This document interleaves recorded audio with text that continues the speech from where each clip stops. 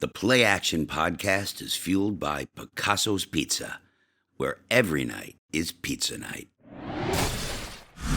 The Bills stayed put at the trade deadline, much to the chagrin of some fans around Western New York, and the surprise, I would say, around the league, too. Lance, what is your take on this situation? A big surprise. I mean, they restructured Taron Johnson's contract and kicked some money down the road, so it's not, that Brandon Beane tried. A deal didn't come together, but especially on the heels of Ed Oliver's injury, Michael Hoyt's injury, Taylor Rapp's injury, to not add to that defense, quite a surprise.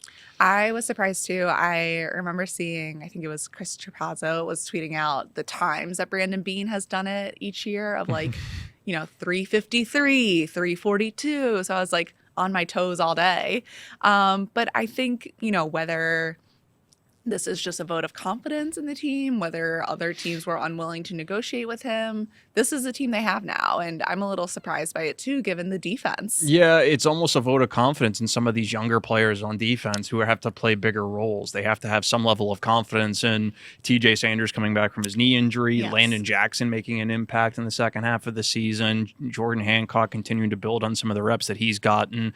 So, yeah, I think that defensive tackle is the one area I thought they would add because usually those guys don't cost as much in terms of draft capital. You can integrate them into the defense a little bit quicker, but some of those guys that we thought, or some of the national reporters thought might be moved, like Jeffrey Simmons from the Titans, didn't get moved. Yeah. So a weird year for the trade deadline, but also Brandon Beane doesn't have a lot of cap space.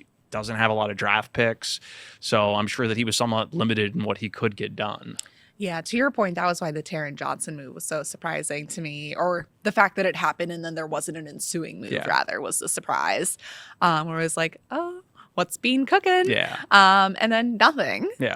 I thought at least it would be somebody like Harrison Phillips, who they have familiarity with, a cheaper contract that you don't have any term on it. So, if it doesn't work out, it doesn't work out. The last 3 years, really, Russell Douglas is the only pre-deadline acquisition that's made somewhat of a significant impact. Amari Cooper didn't really work out in some ways. Nyheim Hines in 2022, not a big deal. But still, you look around the league and, it's not like Denver didn't make any real big move. Some of these other contenders in the AFC, Kansas City didn't go get a running back. So it's not like everybody else in the conference loaded up. I think other teams were in somewhat a similar position. I was fascinated by Indianapolis. Yes. The Sauce Gardner move. That is the big one. Yes. And they did have an injury. Travarius Ward had a concussion, I believe. So you give up 2 first-round picks, and that's a big contract. That tells me they're keeping Daniel Jones because you don't need a first-round pick to go get a quarterback. Well, he has such a good nickname. Why would you not? Indiana Jones? Come on. And he had such a good game against Pittsburgh. That inspired confidence. So, no, that's an interesting team. I didn't expect Indianapolis to be this good. It's just, I think, when you look at the Bills, and I'm sure they, as much as Indianapolis is surprised, to me, it's the other 2 teams are Kansas City and Denver. They didn't really do much, and I do wonder, in Brandon Beane's perspective, what he saw from that defense coming out of the bye. Did that inspire confidence? Not only with some of those younger players, like I mentioned previously, but like the pass rush, the way Joey Bosa has looked, the way that Greg Rousseau has looked, that makes him think they can sort of press on without having to spend big on somebody before the deadline. Yeah, and they've talked, coaches, players, front office even, I would imagine, is saying the same of, we have to figure this out week to week of how we're going to move guys around because they've been so plagued by injuries. They've already done this to an extent. Bobby Babich was saying, they have to figure out every time, and some teams have to figure it out more than others. And the Bills, have just been so banged up this year. But I would say, yeah, like what you were saying of, it shows that they have trust in these guys, even though there are many questions from the outside. Some questions at wide receiver too. Do you want to touch on that quickly? Yeah, I think we should, because Rashid Shaheed's the one receiver, the one notable receiver who got moved. Like Jacoby Myers, I didn't think really fit with the Bills. Rashid Shaheed, speed, can take the top off of a defense. That's an element that this offense is missing. You have to think, though, that Brandon Beane's thought is that Joshua Palmer is going to do that. Palmer's going to be practicing this week. He's going to be coming back soon. Is that going to be the solution? We'll find out. But they paid Palmer quite a bit of money in free agency to be that guy. And did they really want to part with 2 draft picks a fourth and a fifth, I believe it was. It was, yep. To add another receiver to that room. Yeah, I know that's just been such a talking point for fans of like, where's the receiver? But from Bean's perspective, it's like, well, here they all are. Yeah, and so much for this team to realize its potential, you're going to need internal improvement. Yes, like one player could help from the outside, but you need Cole Bishop to have more games like he had against Kansas City. You need, the other safety spot, Jordan Poyer, has kind of stabilized things in a lot of ways, especially against the run. You need Jordan Hancock. Like, they're betting on the players that they methodically brought in over the offseason. Maxwell Harrison's another big one. Like, if we were talking back in weeks 2 or 3, like, cornerback would have been one of those spots that could have been a potential sore spot. Well, not only Maxwell Harrison, but like Cam Lewis stepped in for Taron Johnson, played really well. So they must like their depth a lot more than some of the people on the outside, and that includes receiver. Katherine, the talk going into that Kansas City game was all about the passing game. When's it going to get figured out? Josh Allen expressed confidence that they would get it done. And so much of it, he put it on himself. He didn't want people criticizing his receiving core, and they delivered in a big way against the Chiefs. He connected with 10 different guys on the Bills.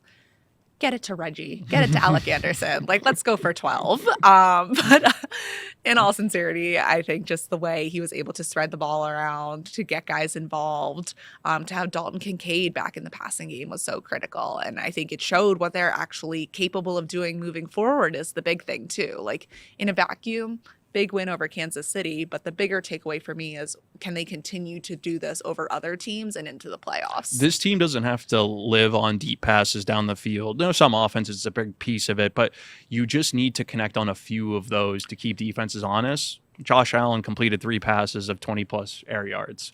It makes a big difference. You make defenses not be able to just stack the box to stop James Cook or key on those intermediate passes to Dalton Kincaid and Khalil Shakir. It opens everything up. So, moving forward, like Elijah Moore, that 28-yard reception, he got open in that win against Carolina. Josh Allen just missed him. So is he going to be somebody that we start to see a little bit more of? Like, who are going to be the solutions in the passing game? But it's just, that was the best game Josh Allen's played, the best complete game Josh Allen has played all season. Yeah, I think, you just look at what he was able to do and what this team was able to do together. These were the Bills we were envisioning a while ago when we were getting ready for the season of what are they going to be able to do. I thought it was interesting when we talked Monday how Joe Brady was saying to him the MVPs were the tight ends. Yeah. He did, of course, then back up and say and Josh was outstanding, which obviously. But just seeing, what Dalton Kincaid, and he counts Reggie Gilliam in that group with Dawson Knox, Jackson Hall, it's just what they were able to do, whether it's showing up in the stat sheet or not, I think is impressive. It makes you unpredictable. Like, yes. the one catch by Dawson Knox, he acted like they faked outside zone because they've ran it so many times against Carolina. Dawson Knox does a quick little chip block, runs up the seam, and it's a 30-yard completion. Like, all 3 of those guys are reliable in different ways. And like Jackson Hawes, it kind of gets unnoticed, but with how good of a blocker he is, they can now run 11 personnel and run the ball really well. That's before they weren't really able to run the ball as effectively out of 11 because, Dawson Knox, if you put him on the field, people are going to think you're running the ball. If it's Kincaid, Jackson Hall is just an incredible blocker for a tight end. So when you can have him on the field and he's able to catch the occasional pass, it makes a big difference. Yeah, I think it's been fun to watch how they're able to start using these guys more and more, where it's like, this is what the vision was. Yeah, and for that passing game to continue and for it to continue to trend up, the 2 players need to emerge and really make an impact in the second half. Not really surprised. Keon Coleman's the big one, but the other is Joshua Palmer. Yeah, I think obviously Palmer's been plagued by injuries as of late, but when they're able to get him back, I think we saw flashes of what he was able to do, but it hasn't totally come to fruition yet. And same with Keon. You look at what he was able to do against the Ravens earlier in the season. String together some more, looking just for more consistency, I would say. It's been interesting to see how they've tried to develop a role for him. Yes. Joe Brady's mixed in some of those easy touches and call them manufactured touches, whether they're screen passes or really short passes. like the one in New England that he fumbled. Like, it's just consistency, like he has the talent, in my opinion. He's not this, I think everybody has a vision for what that number one receiver needs to look like. They think of Justin Jefferson, Jamar Chase. He's not those guys, but I think he can have a very significant impact, like he showed in the Ravens game, if he is consistent and catching those short passes and turning them to long gains. And Joshua Palmer, so much of what he did, it reminds me a little bit of Amari Cooper, where he runs those deeper routes, and it does impact how the ways that a defense can defend you. Right. It makes them, like we were saying before, they have to stay honest, and it just gives the threat of this could happen. So you got to play us like it will. And I like the involvement of the running backs in the pass game. Yeah. Like even that last reception by James Cook, where it's a bootleg, Josh Allen rolls right. It's a quick, easy pass to James Cook. I just think that's an area that they haven't attacked enough while that passing game has struggled, where you've seen, whether it be, James Cook, Ty Johnson, or Ray Davis, they've been open as sort of a safety valve for Allen, but he's trying to look at his other options. And to get those guys more involved, this offense is so much better when they're not facing 3rd and 10. I know that's simple. Yeah. Every offense is like that, but it did make a big difference in that game. I think their average third down distance was under 5 yards against Kansas City. That's huge. Especially when you have such reliable options on those short passes, Shakir, Kincaid, and those running backs. It is time for the Bills' second meeting with the Miami Dolphins. The 2-win Miami Dolphins. A much different Dolphins team than the one that was in Orchard Park a few. Yes, the recently fired GM Miami Dolphins. However you want to split it, they are bad. No Tyreek Hill. Jalen Phillips got traded. They kept a few of their better defensive players who were reportedly on the market, but this team's going to be weaker up front. It's interesting, though, Katherine, because the Dolphins, their defense was a strength last year, and they've been bad. They've been bad in more ways than one. And now when you're looking at the Dolphins without Tyreek Hill, they should be much more easy to defend. Jalen Waddle's the one receiver you take out. Devon Achane, the Bills bottled him up in week 3. So we'll see. They still have a lot of speed. You have to tackle well on the perimeter, but it's a matchup that, based on what we've seen from the Bills defense the last 2 weeks, I think that fans should feel pretty optimistic going into this one. I would say so too. Yeah. I think the speed element is interesting. That's always been such a cornerstone of this Miami team. Kansas City's speedy too, and we saw how the Bills were able to defend that. So just, what can they carry over from last week into this week? But I also, with these games, I always look forward to seeing what Josh Allen does against the Miami Dolphins. I don't have his numbers in front of me, but they are absurd. They are absurd. Yeah. Week 3, they ran a lot of 11 personnel and just spread the Dolphins out, and they're bad in the secondary. This defense is even worse this time around up front. So how much James Cook do we see as well? And if they're able to get the run game going and use some play action, mix that in, good luck to Miami stopping Josh Allen. I'm curious, what did you think of their move of keeping Mike McDaniel? I don't know I think that he is a good coach as a strategist, but there are some significant leadership issues, it seems, and culture issues coming out of that room. And I think that's what separates the legitimate contenders in the NFL from the ones that aren't so good. Is you look at Cincinnati right now, you hear the offensive players bashing the defensive players post-game. Right. Not a great look. Not great. Very talented team that can win any week, but when you have that kind of discord and that dysfunction, which has been sort of the consistent theme with the Dolphins since they've gone bad, it's tough to pinpoint that on Mike McDaniel, but he is the boss, and if you have those kind of issues, I don't think it helps firing a coach mid-season, though. It can only make things worse, and it makes it more difficult to evaluate your team. So who would replace him at this point? I would be surprised if he's their coach next year, though. Yeah, they are reportedly sticking with him for the rest of the season. That is the plan right now, but next season, obviously, still a question mark. You mentioned Cincinnati. Do you want to talk AFC a little bit? Yeah, I think we should, because I think that the entire picture matters as much as this one matchup, and it's almost a reset. And it's so funny. I talked, a few of the Bills players mentioned this to me last week, just how much the narratives around the league shift week to week. 100%. If one team can win a couple games in a row, and everybody's crowning them like the number one team in the league, and then all of a sudden they lose one game, then You're out. They're terrible and they have all these problems. So, and in that case, you see what Kansas City's one loss to a good Bills team, what that's done to, they're 5-4, and that's a tough place to be. Now you've got, the Colts, you've got Denver. What is interesting, though, Katherine, that stands out to me is you look around the AFC, there's not that prolific running attack that, because the Bills, one of their vulnerabilities really is stopping the run. At least that's what, it was prior to the bye week. And the Ravens have been really inconsistent. That's the one team that can really run the ball. Otherwise, if you're thinking about how the Bills match up against, whether it be the Steelers, the Broncos, the Chargers, those teams really aren't run the ball that well. Yeah, I think it's interesting just kind of looking at their upcoming schedule of all these, still some unknowns, I would say, around the league of we're halfway through the season, but it's like, who is this team actually? Yeah. And that you could say the same for, like, I'm curious about the Patriots. Like, yes. Are they for real? They've gone on quite a nice run here.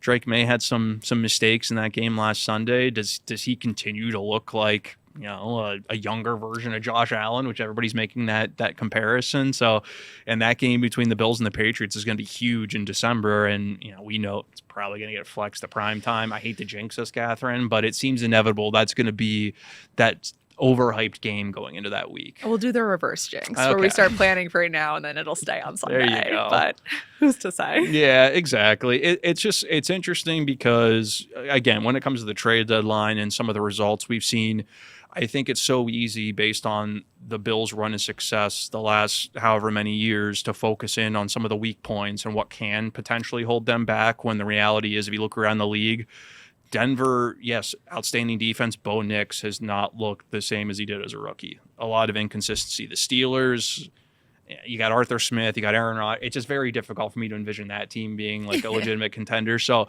to me, it's still very much wide open to where I wouldn't say the Bills are absolutely the number one team in that conference right now, just based on some of the inconsistency with the defense and the injuries. But big picture, like the gap isn't, if they aren't number one, the gap is very narrow. Right. Or like, who is if they're not? Yeah, exactly. I think the NFC has a lot more, I don't want to say parity, but they've got a lot more teams that have a wide array of, they could beat your run pass, a lot more unpredictability there. With the AFC, it's just, who's going to take it? Yeah. Really? Because the Bills just need to keep up what they've been doing.